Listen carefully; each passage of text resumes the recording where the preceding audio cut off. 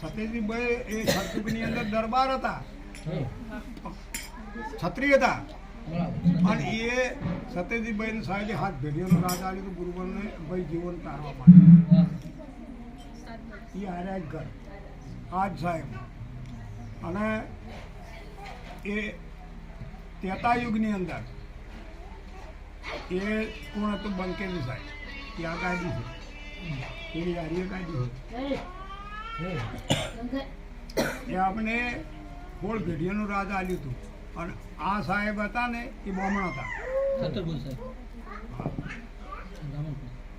એ બ્રાહ્મણ કુળના હતા અને અમને 27 ભેડીનું રાજ આલ્યું. કોને આલ્યું? મુનિન્દ્ર સાહેબ ને હજારો સેવક હતા, લાખો સેવક, મડોરી પડે એમની સેવક હતી. કારણ કે મડોરીમાં એટલી બુદ્ધિ હતી એને. પછી બંકેજી સાહેબ, આ બંકેજી સાહેબ કોણ છે? એ શુદ્ર જાતિના બંકેજી સાહેબ. સાહેબનો ભેદ છે એટલે ખૂબ ખતરનાક વાંચી. એ ગાડી કોણ છે? કોણ છે ગાડી? આ બંકેજી સાહેબ છે, આ શુદ્ર જાતિ. એમને સાહેબે 27 ભેડીનું રાજ આવ્યું. અમને હોળનું, અમે હાથ ભેડીનું. આ જૈન ભેડી આવી 4 વરણ થયેલી તમારી. બ્રહ્માઓ, છત્રીઓ, વૈષ્ણવ શુદ્ર થયેલી 4000. આ 4 ના વસેરિયા સાહેબ છે. એ સુખરીત સાહેબ ગણો કે મુનિન્દ્ર ગણો કે કરુણામય ગણો, કબીર ગણો, સત્પુરુષ. અને એ પ્રગટ સાહેબ જે આ ધોત પ્રગટે છે એ ધોત રૂપે આત્મ સ્વરૂપ છે. આ વસ્તુ આત્મા પરમાત્મા છે. એ ધોત સ્વરૂપે આ કોણ હાલ છે? આ 42 પેઢીની એ કબીર સાહેબ. તો આ આશીર્વાદ અમારો નતો, તારો નતો, નંદાનો, અમારો કોઈનો નતો. આ ધોત અમારી નહીં, આ આરતી અમારું આમાં ફૂલે નથી. આ તો માલિકનો મહેમા છે અને માલિકના ઓર્ડર છે અને અમે એમની ભણાયેલી અમે આ ફરજ બજાવવા. હે માલિક, જીવન તાર દે તું, હે પ્રભુ તાર દે તું, પણ અમરથી મારા ગાલે માર્ગ ઉપર અમારે જો છે તત્વ ભેદ ઉપર અમારે થોડું એ સાહેબે કીધું પ્રમાણે અમારે કોમકાજ લેવું પડે. અને તત્વ ભેદ ઉપર કોમકાજ ના લ્યો તો સાહેબની એ તો સાહેબે અમને માર્ગ આલેલો છે કે આ માર્ગ ઉપર હેડજો. તો એ માર્ગ ઉપર ના હેડે તો આડેધડે થોડું કરવાનું છે. સાહેબ માર્ગ આલ્યો ખરો, અમને આદેશ આલ્યો ખરો, અમને પરવાનગી આની ખરા, પણ એ સાહેબે કીધું કોણ દાડો લેવાનો, કોણ પેચો લેવાની, કોણ ભાગ લેવાનું, કોની અંદર શું, એની અંદર દક્ષિણ ઉત્તરના કા સૂર્ય એ છે, ઉત્તરનાથી દક્ષિણા એને સૂર્ય લઈ લેવાનો, એને મારા ભીતરનું લેવાનું, બહારનું લેવાનું, બધું લેવાનું. જય મુનિ જગપતિ અને પ્રીતમ અને નિહર. પ્રીતમ લગ્ન છે એ પુરુષ છે, નિહર લગ્ન છે એ એની અંદર જે સૂર્યની વાર કે તિથિ જો ભળે તો નિહર લગ્ન થઈ જાય. અને ચલાવા આરતીની અંદર જય મુનિ લગ્ન હોય પૂરેપૂરું. જય મુનિ લગ્નની અંદર થોડા કરી ચંદ્રનો વાર કે તિથિ મળતી હોય તો જગપતિ થઈ જાય. આર્યું ભણવાનું છે હોય એને એ ભણવું પડશે પૂરું. પછી આ બધું ભણવું પડશે. આરી ચોક ક્યાંનો આવ્યો, હોય શું આવ્યું, શું આવ્યું.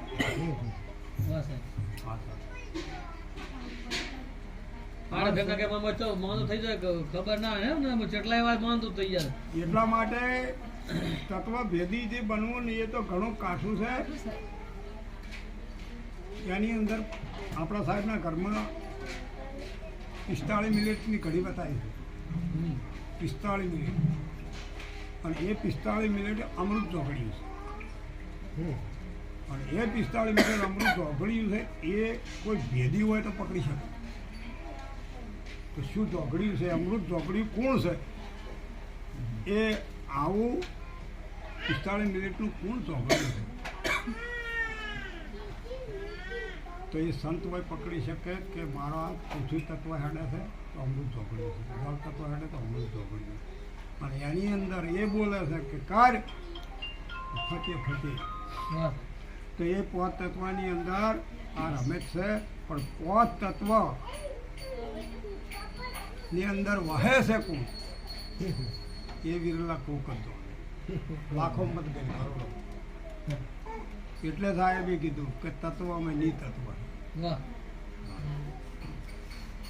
આયા તત્વ ભેદે લીધો, લગાને લીધું, બધું કર્યું, પણ સુમરણ ક્યાંનું કરવું, બરાબર. ભજન ક્યાંનું કરવું, પણ કેના સુમરણથી આ કાર્ય કરવું, છેલ્લી વાત છે. તો એ તત્વમાં ની તત્વ છે. અને એ દેહની અંદર વિદેહી છે. આ શિવની અંદર એક અસીમ છે, આ અંતની અંદર એક અનંત છે, આ પારની અંદર એક અપાર છે. એ અપાર ન હોત તો આ સંસારની અંદર આ પાર હોત જ નહીં. અને હાલ પણ ના હોય. સર પ્રકાશ સાહેબ વારંવાર બોલ્યું કે મેરે હૃદય હૃદય મંદિર के આરાધ્ય સદગુરુ દેવ કે અમે કેસી વિચાર કરો. તો એ સાહેબનું કહેવું છે મારા ઘટમાં જે બેઠા એ તમારા ઘટમાં છે, તમારા ઘટમાં છે, મારા ઘટમાં છે. તમે હું જાણું છું, તમે જાણતા નથી.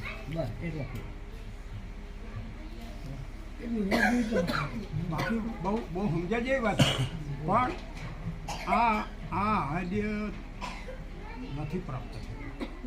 હા સાહેબ, એટલે કે મરતા વખતે સુરતા રાખજે, હો ધ્યાન રાખજે, પણ કયો હોય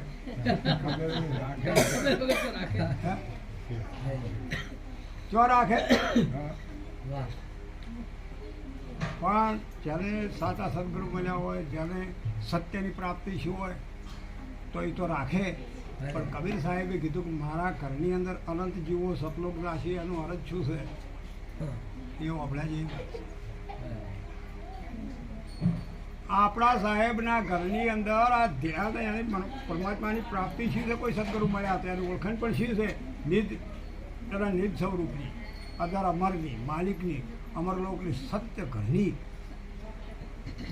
સત મરણ વેળા મહાકઠિન છે, એટલે એની અંદર ગમે તે આપણી ધ્યાન તૂટી જાય અને જતું રહે 184 યોનિમાં, અને આમાંથી સૂક્ષ્મ શરીર ધારણ કરી અને ગમે એ દેહ ધારણ કરી લે. પણ સાહેબના ઘરમાં એક વિધિ એવી છે કે આપણે એ મરણ વ્યક્તિનું નારિયેળ છે, વાપરી લ્યો. મરણ વ્યક્તિનું નારિયેળ વિધિ છે, અને એ વિધિથી સદગુરુ કે કડિયાર એ જીવને સતલોક મેકે છે. બોલો એક એક જીવ સતલોક દાહેક નહીં ગયો.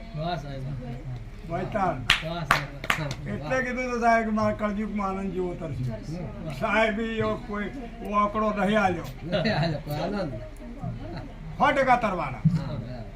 આપણા ઘરમાં જીવતો માલિકની ઓળખાણથી સદગુરુના દેશમાં, માલિકના દેશમાં મુક્ત જીવ થઈ જાય, જતો રહે, અમરલોક જતો રહે. પણ સતત કદી એ જીવ કોઈ કાસો હોય, હાજી ના હોય, તો અને કદાચને જીવને અને દેહ છૂટી જાય તો સાહેબનો એ આપણા માલિકની તાકાત છે. જીવને સતલોક એટલા માટે આપણે નારિયેળ લીધી છે. બસ તો આપણે સતલોક દવાના રે દવાના એ પાવર છે. એની લઈને આપણે આ ઘરની અંદર આવવું પડે છે, એની લઈને આપણે આ ઘરમાં આવ્યા છે, અને એને લઈને આ ના આવ્યા હોય તો હું તો આ ઘરમાં પ્રાપ્તિ કરી દે તો અમે કાલે મારે લઈશું. હા સાહેબ, આવું આ ઘર છે.